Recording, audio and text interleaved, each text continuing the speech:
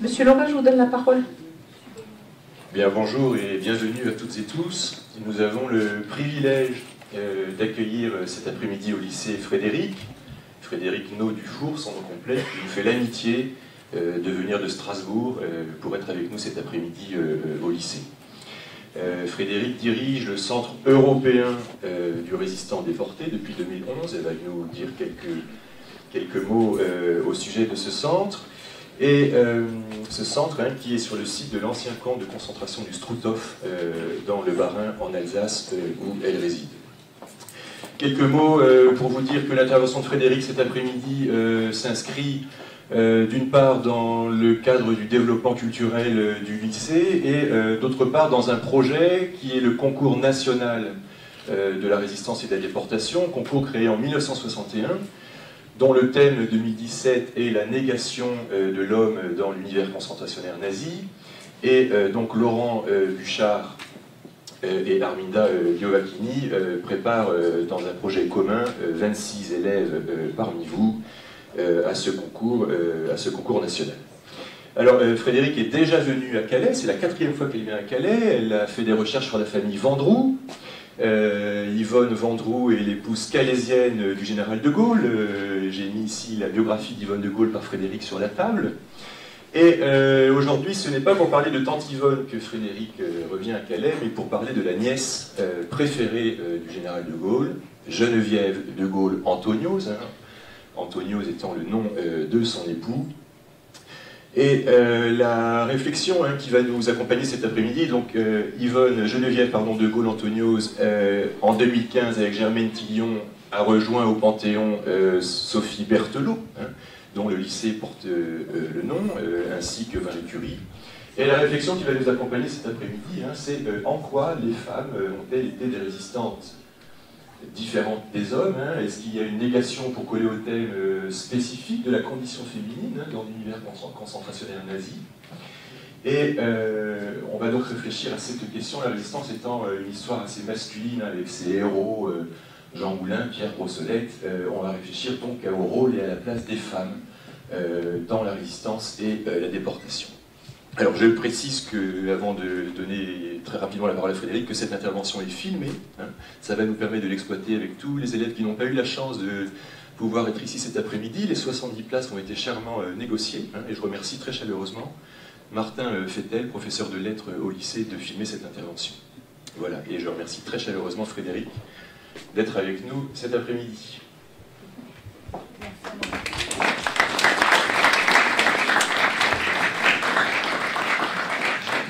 Alors bonjour à tous. Alors je remercie Amaury Laurin qui a organisé cette venue de longue date, qui est venu visiter d'ailleurs l'endroit où je travaille, le camp de concentration de Natzweiler-Struthof en Alsace. Et puis je remercie également le proviseur de votre lycée, l'équipe enseignante qui a organisé tout ça. Vous vous en rendez peut-être pas compte, mais c'est une grosse organisation pour permettre ce genre de conférence. En tout cas, je suis très heureuse de vous rencontrer. Je suis très heureuse de voir des jeunes du Pas-de-Calais. Ça me fait très plaisir et j'espère qu'on va passer une bonne après-midi ensemble. Je vais vous parler donc de cette histoire qui est, je vous préviens d'emblée, ça va pas être très amusant. Disons même que ça va être sans doute par moments assez terrible ce que je vais vous raconter, donc je vous préviens. En même temps, on essaiera ensemble, j'espère, d'en tirer quelque chose de positif, sinon ce ne serait pas très utile, bien sûr. Je vous invite également, dès que vous avez une question, quelque chose que vous ne comprenez pas, vous n'hésitez pas, vous levez la main, vous pouvez m'interrompre, vous pouvez intervenir à tout moment. Ce n'est pas du tout un problème pour moi et je vous répondrai au fur et à mesure. Donc cet après-midi, je vais vous parler essentiellement de cette personne qui est en photo derrière moi. Je vous ai mis exprès une photo d'elle quand elle est jeune et une photo d'elle quand elle est plus âgée. Parce que c'est vrai qu'on connaît nos anciens déportés, ceux qui vivent encore comme des personnes très âgées, ils ont 90 ans aujourd'hui. Bon, elle est décédée déjà en 2002. Mais il ne faut pas oublier qu'ils ont été jeunes, comme vous l'êtes aujourd'hui dans cette salle. Certains avaient votre âge. Donc vous voyez, c'était une jolie jeune fille, très vivante. On voit un peu la lumière qu'elle a dans les yeux, la vivacité qui est la sienne. Et je vais vous raconter son histoire, pas que la sienne, je vais vous parler d'autres femmes également. Et je vais insister essentiellement, parce que je crois qu'il y en a dans cette salle qui préparent le concours de la résistance et de la déportation, Je vais insister surtout sur l'épisode de la déportation. Je vais parler environ 1 heure, vous pouvez m'interrompre, et après, ce qu'on a voulu, c'est que vous ayez une demi-heure pour qu'on puisse avoir un échange, que vous puissiez poser des questions, et que ce soit un petit peu plus vivant. Donc voilà, cette Geneviève de Gaulle, Amaury Laurin vous l'a dit, c'est la nièce du général de Gaulle. Le général de Gaulle, je pense qu'à peu près tous vous situez qui il est. Hein, il est celui qui a lancé ce fameux appel le 18 juin pour refuser l'occupation de la France par les nazis. Et il avait des frères et sœurs, il avait une sœur et 4 frères. Il avait un frère aîné qui s'appelait Xavier. Et Xavier a eu pour enfant, comme premier enfant, cette Geneviève, Geneviève de Gaulle, qui est née en 1920. Donc 1920, ça veut dire que 1939, elle a 19 ans. Elle est tout juste étudiante, elle va commencer à étudier l'histoire quand la Seconde Guerre mondiale éclate en 1939. Et je vais brosser très rapidement son entrée en résistance pour que vous compreniez pourquoi elle arrive en résistance. D'abord, elle est issue d'une famille qui est très sensible à ce qui se passe dans le monde. Bon, aujourd'hui, vous avez tous, j'imagine, vous êtes tous sur Facebook, vous êtes tous sur Instagram, vous êtes tous sur les réseaux sociaux, vous savez... Alors, je ne sais pas si ça vous aide d'ailleurs à mieux connaître le monde ou pas, ça on pourrait en débattre, mais en tout cas, vous connaissez ce qui se passe dans les autres pays. À l'époque, c'est un peu plus compliqué, on n'a pas tout ça, il n'y a pas la télé, hein, il y a la radio, éventuellement, il y a les journaux. Donc, on est dans une famille où on lit les journaux, où on s'informe ce qui se passe. Et dans cette famille de Gaulle, y compris dans la famille de Geneviève, on est très inquiet par ce qui se passe à cette époque-là, en Allemagne. C'est l'arrivée d'Hitler au pouvoir en 1933 et Geneviève, dès qu'elle est petite, son papa lui fait comprendre ce qui se passe et à 14 ans, elle lit l'ouvrage qu'a rédigé Hitler quand il était en prison, je pense que vous connaissez son titre, Mein Kampf.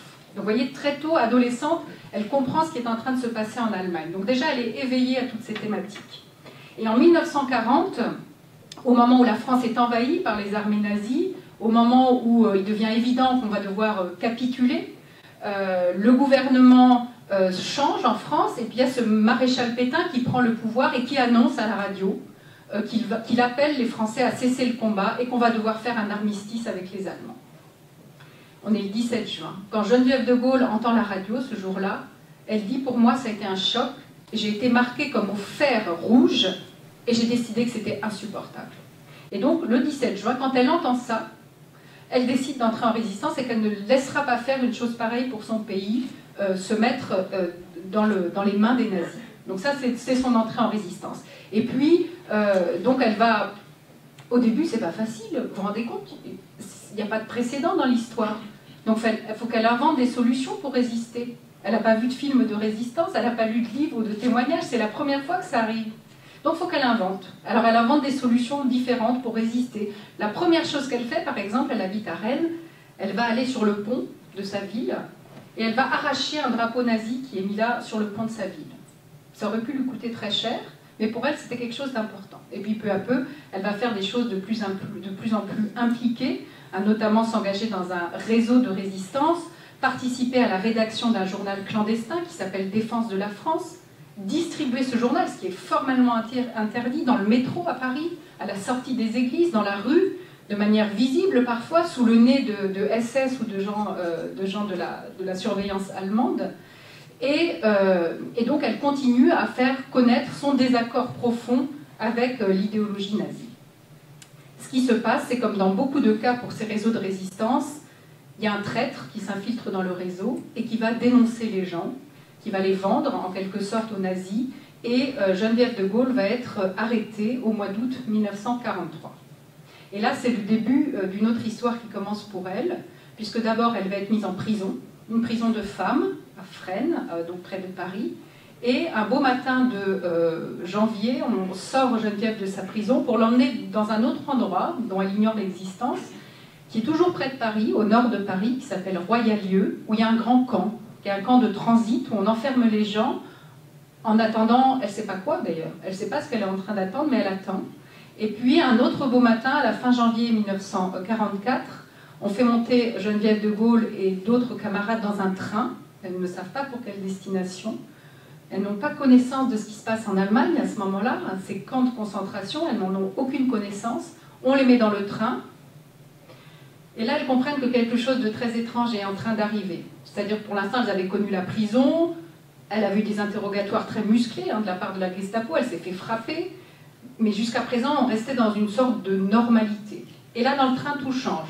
On est dans des wagons à bestiaux, c'est-à-dire sans fenêtres, des wagons en bois avec des portes fermées, blindées, auxquelles ensuite on met du barbelé. On est serré, on ne peut pas s'asseoir, on reçoit juste une boule de pain pour un voyage qui va durer plusieurs jours, pas d'eau, juste un seau pour faire ses besoins dans le train alors qu'il doit y avoir 70 femmes, et des menaces des SS qui gardent le train, disant qu'on va tuer tout le monde si quelqu'un essaye de s'échapper. Donc on entre dans une autre dimension, et ce voyage dure plusieurs jours. Elles comprennent au fur et à mesure qu'elles vont vers le nord, et elles arrivent au petit matin du 3 février 1944, tout au nord de Berlin, je vais vous montrer la carte ensuite, dans un endroit dont elles ne savent pas du tout ce qu'il est. Et ça va être un camp de concentration, et c'est de ce camp que je veux vous parler aujourd'hui. C'est le camp de concentration qui est réservé à toutes les femmes d'Europe qui se sont mis en tête de résister aux nazis. Donc on va voir ce qui se passe dans ce camp. Et avant d'entrer avec vous, enfin symboliquement bien sûr, je vous rassure, dans le camp de Ravensbrück, puisque c'est son nom, je vais vous montrer, alors je vais passer à l'image suivante, et je vais vous montrer une autre femme, dont je tiens beaucoup à vous parler aussi, c'est Germaine Tillot. Alors, si je veux que vous reteniez deux noms aujourd'hui, alors il y a le nom de Geneviève de Gaulle, mais je voudrais vraiment que vous reteniez le nom de Germaine Tillon, qui est entrée avec elle l'année dernière au Panthéon. Le Panthéon, c'est ce grand temple à Paris où reposent les corps de ceux qui sont des modèles pour notre République, pour notre patrie. Donc on a tous les grands hommes, mais aussi maintenant les grandes femmes de notre République, dont Germaine et Geneviève. Alors Germaine, pourquoi je vous la montre? Elle est un peu plus âgée que Geneviève, elle a une vingtaine d'années de plus qu'elle. C'est aussi une résistante, elle s'est engagée très tôt dans la résistance, et elle avait un métier, ce qui était rare à l'époque, il y avait peu de femmes qui travaillaient, et Germaine Tillon, elle avait fait des études d'ethnologie. Vous savez ce que c'est l'ethnologie? Vous voyez à peu près ce que c'est? C'est les gens qui décident d'étudier la façon dont vivent les peuples humains tout autour de la Terre, la façon dont ils se marient, la façon dont ils parlent, la façon quelles sont leurs coutumes. Et elle était partie dans les années 20 en Algérie, toute seule au fin fond de l'Algérie pour étudier une tribu qui vivait là, pour étudier leur langage, et elle a vécu avec eux pendant plusieurs années. Donc c'est quelqu'un de très intelligent, de très courageux. C'était pas facile de partir tout seul au fin fond des Aurès, vivre avec les Algériens, avec ce groupe, et elle entre en résistance, et elle va connaître à peu près le même parcours que Geneviève de Gaulle. Elle va être arrêtée et déportée dans le même camp qu'elle, mais un peu avant, au mois d'octobre 1943. Et si je vous parle d'elle, c'est parce que leurs deux destins vont se retrouver. Je vous ai dit, Geneviève, elle est dans un train, enfermée dans un wagon, et dans le même train que Geneviève de Gaulle, il y a la maman de Germaine Tillon, qui s'appelle Émilie Tillon, qui est beaucoup plus âgée, qui a une soixantaine d'années à l'époque. Elles sont toutes les deux dans le même train. Et lorsque ce train arrive dans le camp de concentration, par des bruits qui courent, par des informations, Germaine sait que sa maman est dans le même train. Et elle va essayer aussitôt d'obtenir des informations et de s'approcher de ces nouvelles prisonnières qui viennent d'arriver de France, et elle va faire la rencontre de Geneviève de Gaulle à cette occasion. Et par la suite, vous allez voir, tout au long de mon récit, ces deux-là ne vont plus se quitter, elles vont devenir des amies, mais en réalité le mot ami est insuffisant. Elles deviennent comme des sœurs, ou comme une mère et sa fille. Elles ont une relation qui n'a pas de comparaison dans la vie hors du camp, et jusqu'à la fin, jusqu'à leur mort, jusqu'à la fin de leur vie, elles vont rester vraiment deux amies extraordinaires. Donc je tiens à vous en parler, parce qu'au fur et à mesure, on va recroiser Germaine Tillon. Je vais vous montrer la carte maintenant, pour qu'on se situe un petit peu, parce que je vous donne des noms qui pour vous n'évoquent peut-être pas grand-chose. Alors, vous voyez en bas de la carte, on a la France. Je vous ai mis quand même l'endroit où je travaille, qui est l'ancien camp de concentration de Natzweiler, pour que vous voyez d'où je viens, en Alsace. Alors à l'époque, vous avez vu, c'est pas l'Alsace, c'est l'Allemagne nazie. L'Allemagne nazie a annexé l'Alsace et la Moselle. Et puis, sur cette carte, en rouge, vous avez la plupart des grands camps de concentration qui sont en Allemagne à l'époque, dont certains, vous devez connaître le nom, je pense que Dachau, ça vous dit peut-être quelque chose. Est-ce que quelqu'un sait dans cette salle ce que c'est qu'un camp de concentration, à quoi ça sert et pourquoi ça existe ça? C'est juste pour qu'on se mette d'accord sur les termes, oui? Oui, tout à fait. Donc c'est un endroit où on enferme des prisonniers et où ils vont être obligés de travailler. Et vous allez voir au fur et à mesure de l'explication sur ce camp de femmes que le travail, il est au cœur du système du camp de concentration. Quels sont les prisonniers qu'on met dans un camp de concentration, que ce soit hommes ou femmes? Pourquoi on les met là? Comment ils en arrivent là? Oui. Ils sont triés suivant leur force et leur état physique. Oui, là vous parlez quand ils arrivent au camp, on va les trier selon leur force. Alors, dans un camp de concentration, c'est pas tout à fait comme ça. Là, je demande la raison pour laquelle on les envoie là. Oui? Ils s'opposent au Führer. Voilà, ils s'opposent au Führer. Donc on a dans ces camps une immense majorité de gens qui s'opposent au Führer, mais pas seulement. On a aussi d'autres catégories qui se retrouvent là. Par exemple, des témoins de Jéhovah, des gens qui, en Allemagne, refusent par religion tout ce qui est militaire et qui ne vont jamais vouloir dire le Heil Hitler parce que c'est un régime militaire, par exemple. Oui, vous vouliez dire autre chose? Alors, est-ce que les Juifs, on les envoie dans les camps de concentration? Oui? Oui, on les envoie dans ce qu'on appelle des camps d'extermination, ce que les historiens aujourd'hui, pour être encore plus clair, appellent des centres de mise à mort. Donc toute la population juive, si on identifie un juif, on va l'envoyer dans un centre de mise à mort, mais pas dans un camp de concentration. En revanche, comme vous l'avez dit, dans les camps de concentration, on trouve des homosexuels allemands, qui sont réprimés par le Troisième Reich en tant qu'homosexuels. On va trouver ce qu'on appelle des asociaux, une catégorie un peu bizarroïde, où on met un clochard, quelqu'un qui est qui est un peu malade mental, quelqu'un qui n'est pas très à l'aise dans la société. On va avoir des tziganes, alors on peut les trouver aussi dans les centres de mise à mort, donc on a la population rome en effet. Je suis sûre que j'en oublie. On a des prisonniers allemands qu'on sort des prisons, ils ont commis des viols, des vols, et pour vider les prisons allemandes, on les envoie dans les camps de concentration. Donc on a toute une population, mais majoritairement avec des opposants politiques au régime nazi. Et c'est là que va arriver Geneviève de Gaulle comme Germaine Thion. Donc je vous ai mis en gros Ravensbrück, c'est le nom de ce camp où elles arrivent toutes les deux. Vous voyez où ça se situe, c'est assez au nord de l'Allemagne, c'est un peu au nord de Berlin. Dans un endroit où il fait très très froid l'hiver. Vous avez vu, c'est la mer Baltique au nord. On appelle ça la petite Sibérie, tellement il fait très froid. Si je devais vous décrire le paysage, c'est un paysage très plat, avec des sapins, avec des étangs, avec du sable, avec de la tourbe. Donc c'est un paysage où on ne peut pas s'abriter, où le vent de la Baltique va souffler comme ça de manière très forte.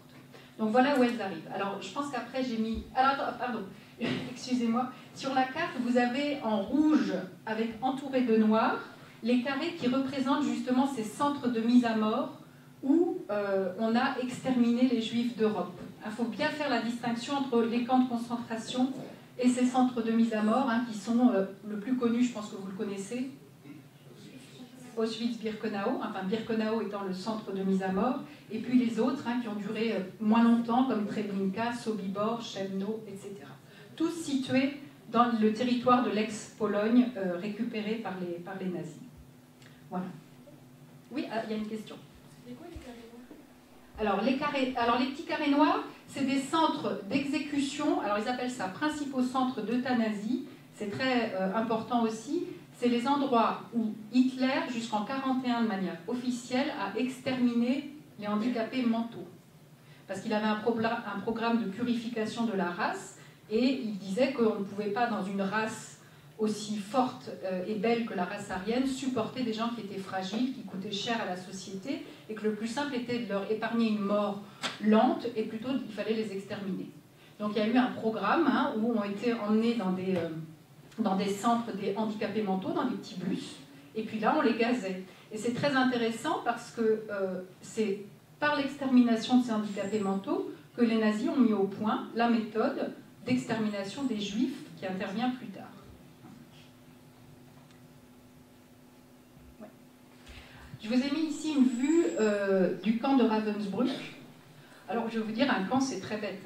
Un camp, vous voyez, c'est un grand carré, là il fait 400 mètres sur 250 mètres de long au début. C'est un mur, vous voyez, le grand mur d'enceinte, on le voit sur le côté, ça fait 4 mètres de haut, donc déjà pour vous évader c'est assez compliqué. Et c'est 16 baraques en bois, 16 baraques dans lesquelles on peut mettre normalement jusqu'à 150 déportés au début, qui vont être abrités ici pendant la nuit. Voilà ce que c'est un camp.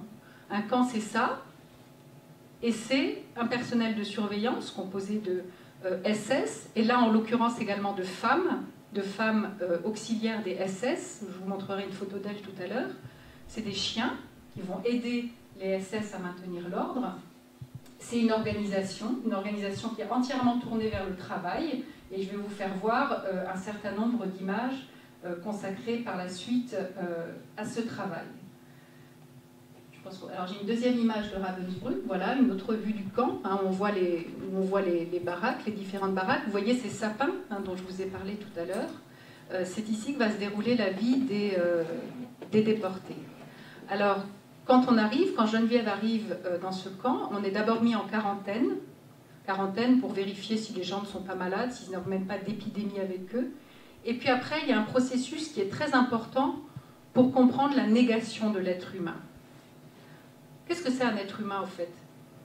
Est-ce que quelqu'un peut essayer de nous donner les éléments qui définissent un être humain? Parce qu'on vous dit négation de l'être humain, mais qu'est-ce que c'est?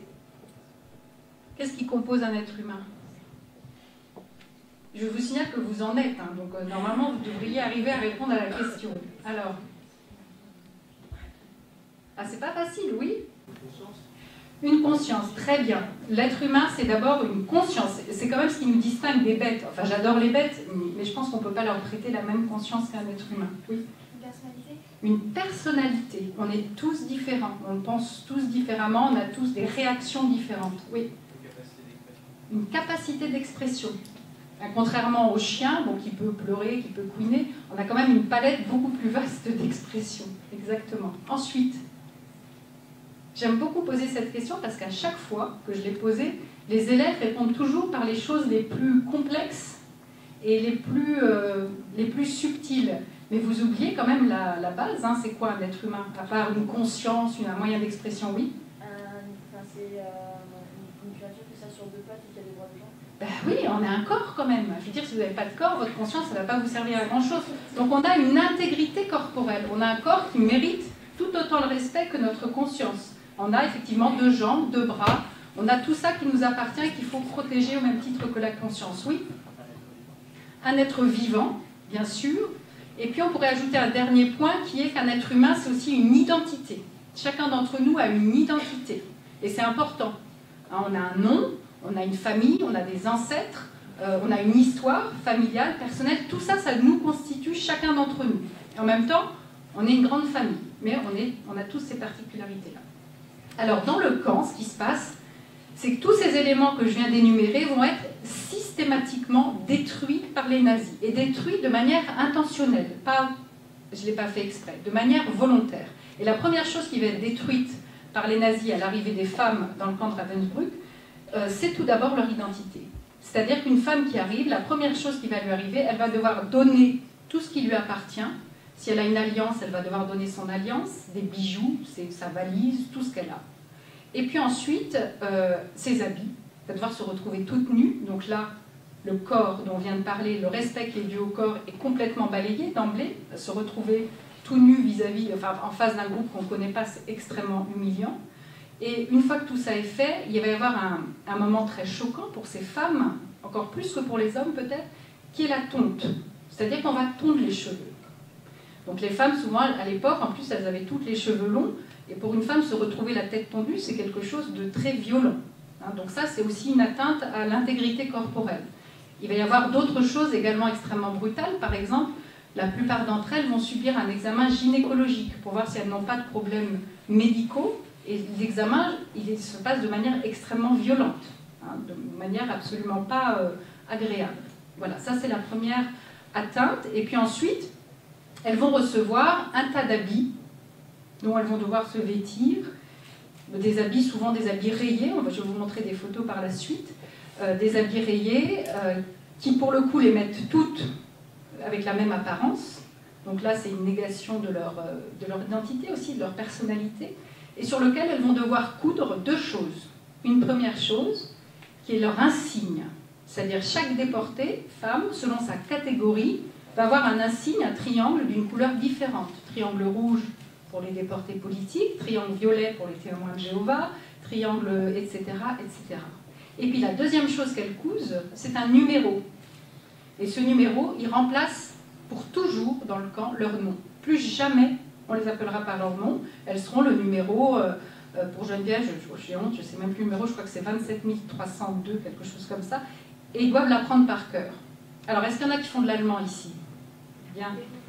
Vous savez que l'allemand, c'est difficile et que les chiffres en allemand, c'est difficile. Et les déportés doivent l'apprendre en allemand. Par exemple, si c'est 27 302, ça fait 27 302. Et il faut le connaître en allemand. Et non seulement il faut savoir le dire, mais si un SS, lors de l'appel, appelle votre numéro, il faut que vous le reconnaissiez. Sinon, vous vous faites battre, éventuellement jusqu'à la mort. Donc voilà la règle du jeu. Donc il commence de cette façon-là. Alors on va regarder, vous voyez l'allure qu'elles ont.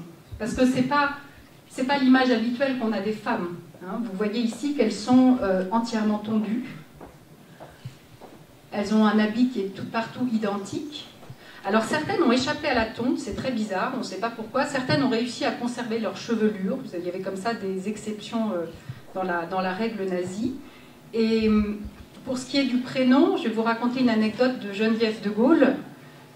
Donc elle avait son numéro, et tout à la fin de la guerre, elle a survécu au camp, et dans les derniers mois, enfin dans les derniers jours avant qu'elle soit libérée, elle a été libérée un peu plus tôt que les autres parce qu'elle était la nièce du général de Gaulle, et à ce moment-là, ça lui a été très utile. Les nazis se sont dit, il vaut mieux pas qu'elle meure dans le camp, sinon on va avoir des problèmes au moment de la paix, donc ils l'ont laissée partir plus tôt. Et donc, avant de la relâcher, les nazis la reçoivent dans un bureau pour faire les papiers, et quelqu'un, une des secrétaires nazies, l'appelle Madame de Gaulle. Et elle est tellement déconcertée, ça fait 2 ans qu'on ne l'a pas appelée par son prénom, qu'elle ne sait même plus quoi dire. Tellement elle est presque choquée qu'on lui redonne son nom. Donc voilà l'allure de ces femmes. Je vous ai mis ensuite des photos sur la manière dont elles sont occupées. Donc ici, je veux bien insister sur quelque chose. Je vous ai dit que le travail était au cœur du système concentrationnaire. C'est un travail forcé, ce sont des esclaves. Des esclaves qui ne sont pas payés, donc, qui ne touchent rien bien entendu, mais surtout qui ne coûtent rien non plus à l'administration nazie, puisque elles ne sont pas nourries quasiment. Hein, vu ce qu'elles mangent, c'est pas ça qui va coûter très cher. Hein, le matin, elles reçoivent un petit morceau de pain et une boisson chaude qui est vaguement du café. Le midi, une soupe très claire, où au début il y a quelques morceaux. Elles disent au début, on voit, vous savez, quand il y a du gras dans le potage, ça fait des petits yeux. Au début, il y a des petits yeux, mais après, il n'y a plus rien, c'est que du liquide. Et puis le soir, pareil. Donc vous imaginez hein, la déperdition de masse musculaire, le poids que vous perdez. Et malgré cette nourriture qui manque, il faut travailler 12 heures par jour. Donc elle ne coûte rien. Et ce que va découvrir Germaine Tillon, l'amie de Geneviève, dans le camp, c'est que non seulement elle ne coûte rien, mais que la SS va s'enrichir grâce à elle, puisque la SS va louer ces déportés, ces femmes déportées, à certaines entreprises qui sont près du camp. Vous leur dites, vous avez besoin de main-d'œuvre, bah, vous nous donnez de l'argent et nous, on vous prête nos déportés pour travailler. Donc la SS s'enrichit sur le dos de ses esclaves.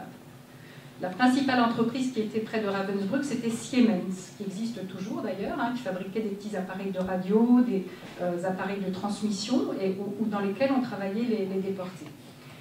Ce que vous voyez sur cette image, c'est un travail qui est un travail, comment dire, très physique. Qu'est-ce que vous voyez sur la photo? Qu'est-ce qu'elles font ces femmes? Oui, elles creusent des trous. Hein, on voit qu'elles ont des pioches, elles sont en train de faire des gros travaux de terrassement pour des baraques. C'est des travaux qui habituellement, à l'époque, au moins, sont réservés à des hommes. C'est des travaux très durs. Et bien, ça n'a aucune importance pour les nazis, qu'elles soient femmes ou pas. On va leur faire des travaux physiques extrêmement lourds pour elles, qui étaient souvent des femmes qui auparavant n'avaient pas travaillé ou qui avaient fait des professions comme, je sais pas moi, institutrice, journaliste, etc. Je vous ai mis en photo également ce gros rouleau. Vous savez, c'est un rouleau pour aplatir le sol. Geneviève de Gaulle, au début, lorsqu'elle est au camp, elle doit tirer ce rouleau pour justement faire aplatir les places d'appel, pour faire les routes dans le camp de Ravensbrück. Ce rouleau, vous voyez, il est dans une sorte de pierre qui ressemble à du granit. Il doit peser très très lourd. On mettait 15 femmes comme des chevaux de trait devant ce rouleau pour qu'elles le tirent. Donc Geneviève de Gaulle, elle avait 19 ans, elle était toute frêle, hein, c'était pas une championne d'haltérophilie, donc pour elle c'était quelque chose de très très pénible à faire. Et après je vous ai mis un dessin, qui est le dessin réalisé par une déportée sur ce travail, et vous voyez comment elle a dessiné le rouleau, parce que vous avez vu la photo avant, et dans son souvenir, c'est tellement énorme, ce travail de tirer le rouleau, qu'elle a représenté ce rouleau comme s'il mesurait 10 mètres de long, tellement pour elle c'était lourd.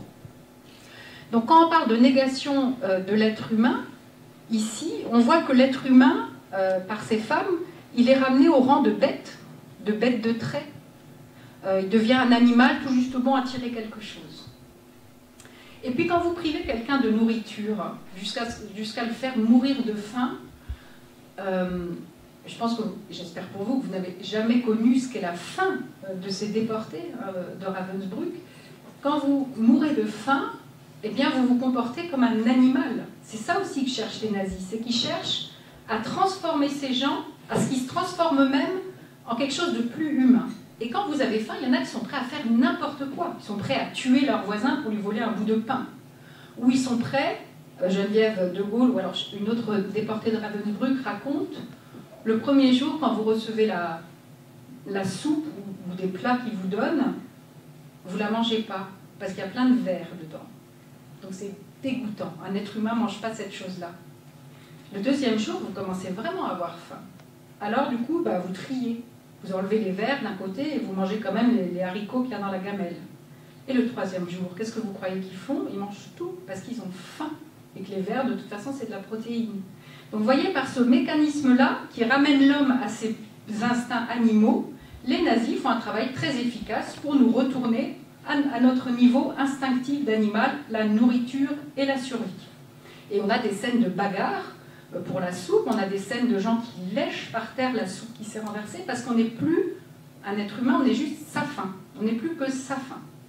Donc ça, c'est une manière très habile de la part des nazis et très brutale pour enlever tout ce qu'il y a d'humain dans la personne. Donc ça, c'est d'autres photos de travaux où on voit les déportés également dans des travaux de terrassement en train de creuser pour construire de nouvelles baraques. Parce que ce que je ne vous ai pas dit, c'est que ce camp, qui est conçu au début pour accueillir 3000 déportés, il devient très très vite beaucoup trop petit. Au fur et à mesure que la Gestapo est efficace dans toute l'Europe, on va arrêter des résistantes. Et comme c'est l'endroit où on va déporter toutes les femmes résistantes d'Europe, il devient trop plein. Donc on va construire sans arrêt de nouvelles baraques. On va agrandir le mur d'enceinte. Et en 44, en août 44, à partir d'août 44, le camp est vraiment beaucoup trop petit parce qu'on commence déjà à évacuer d'autres camps de concentration au fur et à mesure que les armées alliées avancent. Eh bien, tous ces camps sont évacués vers Ravensbrück. Toutes les femmes des autres camps, notamment des centres de mise à mort, arrivent à Ravensbrück. Et qu'est-ce qu'on fait quand on n'a plus de baraque? On construit une tente. Une grande tente de 50 mètres de long, sous laquelle on va mettre des femmes juives venues de ces camps d'extermination, qui vont être plusieurs milliers, je ne sais pas si vous voyez, des milliers de femmes qui vont passer l'hiver sous une tente à Ravensbrück, dans des conditions abominables, avec des morts et des morts chaque nuit. Alors ça aussi, c'est un travail qu'a fait Geneviève au début. Il s'agissait de prélever dans le sol de Ravensbrück de la tourbe, qui est une sorte de boue assez fertile, de la mettre dans des wagonnets, pour ensuite qu'elle soit utilisée par les nazis. Donc un travail très éreintant, très fatigant. Et si vous ne travaillez pas, c'est-à-dire si jamais vous essayez de vous reposer pour faire une petite pause, vous étiez battu. Germaine Tillon raconte qu'un jour elle voit un SS qui était là et qui bat une femme. Et elle a déjà vu des SS tuer des femmes comme ça, rien qu'en leur cognant dessus avec la matraque. Donc c'est des scènes d'une grande violence. Et qu'est-ce qu'elle fait, Germaine Tillon? Et ça, c'est un acte qui est assez rare pour être souligné. Elle s'avance vers le SS et elle le regarde et elle lui dit « Nein, genug ». Ça veut dire « non, ça suffit ». le fait qu'un déporté s'adresse à un SS, ça vaut peine de mort. Elle peut être tuée sur le champ, c'est très irrespectueux ce qu'elle a fait. Et bien, miraculeusement, le SS, peut-être sentant la force qu'elle a, fait demi-tour et il laisse la femme sur le sol, il ne l'achève pas. Donc ça, c'est un exemple de résistance, hein, de quelqu'un qui a toujours su justement garder ce qu'il y avait d'humain en elle pour s'opposer à la barbarie. D'autres travaux toujours hein, avec les pelles, avec les pioches de ces femmes. Alors je pense qu'il y en a encore d'autres après, je pense qu'on peut passer. Ah. Et là je vous ai mis une autre photo. Donc là je vous ai montré les travaux qu'elle faisait dans vraiment des travaux d'hommes, on dirait, hein, des travaux dans des chantiers, des travaux très physiques. Mais à Ravensbrück, il y a toute une série d'ateliers qui appartiennent à une firme allemande qui s'appelle Textel et qui sont dédiés à l'industrie textile. Ça veut dire qu'il y a 2 baraques entières qui sont remplies de machines à coudre et les déportés doivent coudre des uniformes pour les nazis, mais aussi pour les populations civiles allemandes. Il y a aussi un atelier sur le cuir où elles doivent fabriquer des chaussures, des manteaux pour les officiers SS. Et Geneviève de Gaulle va être placée dans un de ces ateliers de couture. Alors on pourrait se dire, bah, au moins, c'est moins fatigant que d'être à ramasser de la tourbe et à la pousser dans un wagonnet. Sauf que c'est un régime industriel extrêmement brutal, puisqu'elles doivent travailler 12 heures par jour. Il y a aussi une équipe qui les remplace la nuit, donc les ateliers fonctionnent jour et nuit. Qu'il y a des surveillants, des auxiliaires SS qui les surveillent en permanence pour qu'il y ait un rythme et un rendement qui soit productif. Et que l'un des SS qui surveille l'atelier de couture, qui s'appelle Zilinka, est d'une brutalité extrême. Et qu'il bat, un jour il a battu une des déportées à mort parce qu'elle avait, pendant quelques minutes, lavé un de ses tissus personnels au robinet de l'atelier. Elle est morte pour ça. Et donc Geneviève de Gaulle, qui ne travaille pas assez vite et surtout qui est très malade, qui a des problèmes aux yeux, elle a de la cornée parce qu'elle n'est pas assez nourrie, elle n'a pas de vitamines, donc ses yeux s'abîment. Elle voit plus ce qu'elle est en train de faire, donc son travail n'est pas bon, et elle commence à être battue par ce Zilinka chaque jour. Et elle risque la mort. Et en fait, elle va être sauvée par ses camarades de déportation, par la solidarité de ses camarades, qui vont réussir, en trafiquant des papiers, à l'extraire de cet atelier pour la mettre dans un autre atelier, l'atelier des fourrures, où le SS est quand même beaucoup moins brutal. Donc un autre acte de résistance. Et ici, je vous ai mis en photo l'atelier de, comment ça s'appelle, d'osier, de tressage. Il y avait aussi un atelier où les déportées femmes, parce que vous voyez, elles étaient habiles, on se disait c'est des femmes, elles sont habituées à faire de la couture, du tricot, donc elles sont habiles pour ces tâches-là, on va leur faire tresser des paniers en osier. Et en fait, cet atelier était l'un des pires, tout simplement parce que l'osier c'est très coupant. Hein, quand vous pliez de l'osier, vous faites une blessure. C'est pas très grave, sauf que dans un camp, tout devient grave. La moindre blessure peut vous causer la mort parce qu'il n'y a pas de désinfectant, par exemple. Donc tout s'infecte, et si vous ne pouvez plus travailler, ben vous n'êtes plus utile pour les nazis, pourquoi ils vous garderaient? Donc ils vous éliminent si vous ne pouvez plus travailler.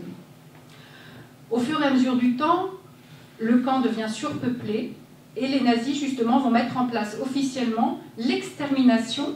On n'est pas dans un camp d'extermination, on est bien d'accord, on est dans un camp de concentration. Mais à partir de 1944, on va exterminer toutes les femmes qui ne peuvent plus travailler. Donc, comment ça se passe? Très simplement, c'est les docteurs nazis qui ont cette mission en responsabilité. Ils vont sélectionner celles qui leur paraissent plus utiles. Parce qu'elles sont trop vieilles à leurs yeux, parce qu'elles sont trop faibles, parce qu'elles sont blessées, parce qu'elles sont malades. Ils font sortir toutes les femmes des baraques, ils les regardent, ils inspectent comme du bétail, et puis ils disent à droite, à gauche, et on élimine toutes celles qui ne sont plus bonnes à la tâche. On les élimine de différentes façons. On va construire à côté du camp de femmes de Ravensbrück un petit endroit, Uckermark, qui va être un camp mouroir. Et dans ce camp, on va laisser les femmes debout. Toute la journée, elles n'ont pas le droit de s'asseoir. Elles restent debout dans le froid pendant 6 heures. On divise par 2 leur ration alimentaire. Je vous ai déjà expliqué qu'elles ne mangeaient rien, donc diviser par 2, rien, là, elles n'ont vraiment plus rien à manger. Et donc, elles vont s'éliminer naturellement. Et puis après, ça ne va pas assez vite quand même. Donc, les nazis vont en exécuter un certain nombre par balle. Et comme ça ne va toujours pas assez vite, en février 1945, les nazis construisent une chambre à gaz dans le camp de Ravensbrück, juste au bord de l'enceinte, jouxtant le four crématoire, et ils vont envoyer toutes ces femmes inutiles, entre guillemets, pour se faire gazer, c'est-à-dire les tuer de manière industrielle. Là, on peut mettre jusqu'à 150 femmes dans cette chambre à gaz, et on va en gazer 150 par 150 et les brûler. Donc voilà comment ça se passe pour ces femmes-là. Et l'histoire terrible qui arrive à Germaine Tillon, je vous ai parlé de sa maman tout à l'heure, et sa maman était donc une femme d'un certain âge. Et un beau jour, lors de la sélection, Germaine Tillon et ses camarades françaises ont très peur que Émilie, c'était son nom, que Émilie Tillon soit emmenée justement à l'extermination. Et elles vont essayer... alors comment on fait pour essayer d'échapper à l'extermination? C'est pas facile. Elles essayent de ranger ses cheveux blancs sous un fichu pour qu'on ne voit pas qu'elle est trop vieille. On essaye de lui tapoter les joues pour qu'elle ait les joues bien rouges. Et on lui dit de se tenir bien droite, de prendre l'air bien en forme. Mais malheureusement, ça ne suffit pas. Et elle est emmenée le 2 mars 1945. La chambre à gaz vient d'être ouverte un peu avant. Et elle est emmenée à l'extermination. Donc, avec sa fille qui reste, elle, vivante dans le camp. Je vous ai mis une image des auxiliaires SS femmes, puisque une spécificité d'un camp de femmes, c'est qu'une partie du personnel de surveillance et d'encadrement est constituée de femmes. Et ces femmes, malheureusement, on pourrait se dire, voilà, ce sont des femmes, elles ont été moins brutales que les SS hommes, et ça n'est pas du tout le cas. On dénote chez elles la même violence, la même barbarie, le même manque de sentiments vis-à-vis des détenus. Et Germaine Tillon, qui a étudié vraiment le camp comme ethnologue, a constaté qu'au début, quand elles arrivaient le premier jour, le deuxième jour, elles étaient gentilles. Elles avaient pitié, elles essayaient d'être un peu moins dures, et que tout ça, ça disparaissait. Et une question intéressante que je me pose avec vous, c'est qu'en fait, je me demande où elle est, la négation de l'humanité. Parce qu'ils ont voulu nier l'humanité chez les détenus, mais je me demande dans quelle mesure, en fait, l'humanité, elle ne s'est pas niée chez elles. Parce qu'elles ont perdu tout sens de l'humanité. Je pense qu'on peut passer. Bon, alors là, j'ai mis une image, excusez-moi, c'est vrai que c'est vraiment très brutal, mais j'ai mis une des images de la façon dont sont réprimées les femmes pour vous montrer qu'en matière de violence, il n'y a pas de spécificité féminine. Au camp de Natzweiler, il y avait exactement la même méthode pour battre les déportés quand ils avaient commis une faute. Commettre une faute, c'est par exemple, je sais pas moi, voler de la nourriture, aller faire pipi pendant qu'on travaille, parce qu'on n'a pas le droit d'aller aux toilettes pendant qu'on travaille, rester trop longtemps pendant le repas, parler avec un voisin pendant l'appel. Donc tout ça vaut sanction. Les sanctions, elles sont appliquées après que le commandant du camp ait adressé une demande à son administration à Berlin, et en retour, on lui autorise à donner 25 ou 50 coups de bâton. Et donc la détenue est attachée comme ça à une espèce de table, vous voyez les bras et les jambes fixées, et c'est là on voit c'est une auxiliaire SS qui lui tape dessus, donc elles doivent relever leurs jupes, donc c'est sur les fesses, et elles doivent compter les coups en allemand. Et généralement, elles n'arrivent pas à compter jusqu'à 25 parce qu'on s'évanouit tellement ça fait mal. Donc au bout de 5 coups, elles s'évanouissent. Elles ne peuvent plus et on est obligé de les traîner jusqu'à leur baraque où ça va mettre 2 semaines pour que les fesses cicatrisent. Et donc elles ne peuvent plus travailler. Et donc elles risquent la sélection. Donc cette violence-là, elle est exactement la même que chez les hommes. Et l'image d'après, vous allez voir, on a cet objet-là, par exemple, qui est de Ravensbrück. On a exactement le même dans notre musée à Natzweiler. C'est exactement cette table-là qui est utilisée. Ah, je vous ai mis, quand même, je n'ai pas résisté à l'idée de vous mettre une 3e femme. Donc j'ai mis Marie-Jo Chambardelot. Donc vous voyez la photo quand elle est toute jeune, qui est aussi une jolie jeune fille. Et je vous l'ai mise parce qu'elle a joué un rôle extrêmement important à Ravensbrück. Elle était résistante également. Elle a été déportée à Ravensbrück. Et son histoire est en rapport avec vraiment quelque chose de très particulier aux femmes, dont je n'ai pas encore parlé, mais il faut quand même que je vous en parle, qui sont les enfants. Normalement, les femmes déportées à Ravensbrück, il était interdit de déporter des femmes enceintes. Pas par des mesures d'humanisme, mais je pense parce que ça rendait la tâche beaucoup plus compliquée dans la gestion du camp. Mais, malgré tout, des femmes sont arrivées enceintes à Ravensbrück. Donc ça aussi, c'est quelque chose de très spécifique.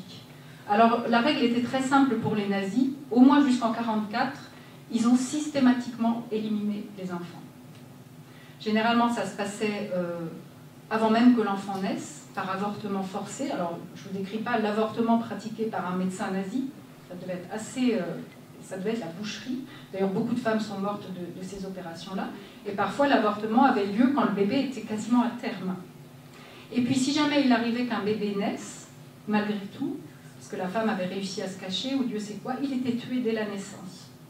Et là, je vous renvoie au livre qu'a écrit Geneviève de Gaulle, qui s'appelle « La traversée de la nuit ». C'est un tout petit livre, très saisissant, où elle décrit la façon dont on tue ces bébés à Ravensbrück. Moi, je ne vous le raconte pas, c'est trop horrible. Marie-Jo Chambardelot, elle arrive un peu plus tard, en 1944, quand les nazis décident, face au nombre de naissances, qu'on ne peut plus tuer tous ces bébés, et ils décident de les garder. Alors, c'est pas beaucoup mieux pour les bébés, parce qu'on décide de les garder d'abord dans une pièce de l'infirmerie du camp, le Revire, mais il n'y a rien. Il n'y a rien pour eux. Il n'y a pas de berceau, il n'y a pas de couche, il n'y a pas de biberon, il n'y a pas de lait. Les femmes, qu'est-ce que vous pensez? Elles ne sont pas nourries, elles n'ont pas de quoi allaiter le bébé. Et donc Marie-Jo Chambardelot, qui est une déportée française, va être mise au travail dans cette nurserie, entre guillemets, pour essayer de sauver des bébés. Et donc elle va déployer des trésors d'ingéniosité pour essayer qu'ils survivent. Et là aussi, c'est quelque chose sur lequel j'insiste beaucoup, les femmes vont trouver des solutions féminines, si on peut dire, enfin elles vont déployer une forme d'ingéniosité pour essayer de trouver des solutions. C'est un peu la lutte contre l'impossible. Hein. Alors Marie-Jo, par exemple, elle a trouvé une solution pour donner à boire à ses bébés, quand on n'a pas de biberon. Elle a trouvé des gants en plastique, et elle a fait des petits trous au bout des doigts des gants en plastique, et du coup on pouvait mettre à boire dedans et mettre le bout du gant dans la bouche du bébé pour qu'il puisse boire. C'était une des solutions. Mais en réalité, c'était une tâche qu'elle décrit elle-même comme tragique, puisque très très peu ont survécu. Généralement, avant 4 semaines, ils mouraient tous. Et les témoignages, les différents témoignages des déportés nous racontent qu'au bout de quelques jours, ils ressemblaient à des vieillards. Ils étaient tout fripés, ces pauvres bébés. Et puis voilà, ils étaient dans des pièces. Alors après, on leur a consacré une baraque. La baraque n'était pas chauffée. Donc ces bébés, ils dormaient dans une pièce à 10 degrés. Dans la même pièce, il y avait des femmes atteintes de maladies contagieuses. Donc c'était une mission impossible. Seuls quelques-uns ont survécu, je crois 4. Je ne suis pas sûre, mais je crois que c'est 4. Donc ça, c'est une histoire également tout à fait particulière. Ça, c'est la photo de la prison. Peut-être vous ne le savez pas, mais dans chaque camp, parce que vous avez déjà compris que le camp, c'est une méga prison, et bien dans cette méga prison, il y a un bâtiment de prison qu'on appelle le bunker en allemand. Et je vous ai mis cette photo parce que Geneviève de Gaulle va être mise au bunker à partir d'octobre 1944. Elle ne sait pas pourquoi on la met là. Un beau jour, on la sort de sa baraque, on la met dans cette oubliette où elle est toute seule dans une cellule sombre qui ne donne même pas sur l'extérieur. Elle fait des courses avec les cancrelats, c'est la seule occupation qu'elle ait. Elle ne comprend pas, elle pense qu'on va l'exécuter. En réalité, ce qui s'est passé, c'est que le commandant du camp, qui s'appelait Fritz Suren, voyant quand même la guerre qui tournait très mal pour l'Allemagne nazie, a décidé, sur ordre de Himmler, le grand chef des camps de concentration, qu'il fallait protéger les personnes importantes, entre guillemets. Et en tant que la nièce du général de Gaulle, elle a été mise à l'abri dans le bunker. Ça lui évitait de travailler, ça lui évitait de se faire descendre par un SS mal luné, donc elle était protégée.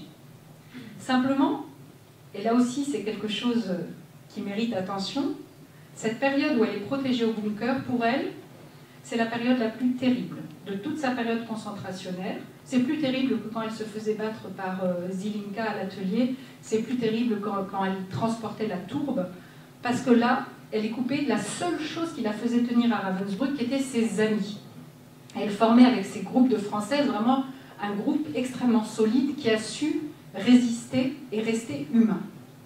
Alors comment elle faisait pour rester humaine, ces femmes? Tout d'abord, elles soignaient leur apparence. Elles avaient beau être tondues, elles essayaient de rester propres, elles essayaient de rester belles, entre guillemets, enfin voilà, de rester propres, de faire attention à leur apparence, de rester dignes.